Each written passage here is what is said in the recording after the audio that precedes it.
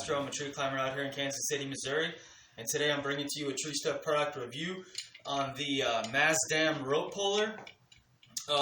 This thing, I bought this thing because I was doing a small job, like 10 removals, and they were all like trees that you could just fail and drop. And on the first day I was actually working by myself. I had one other guy who was kind of inexperienced. So this thing, what you do is you would say, get your rope in the tree, up on a high point around the limb, you set your notch or whatever, and then this thing, it allows you to have like a 10-to-1 pulling power. And so all you do is you crank on the rope, and it adds that pulling power, which will give you a 10-to-1 mechanical advantage.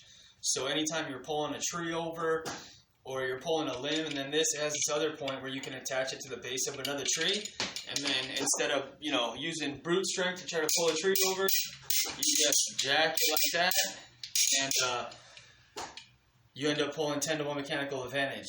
So great tool, great to have in the toolbox. Don't use it all the time, but on certain jobs it is nice to have, and it's pretty cheap too.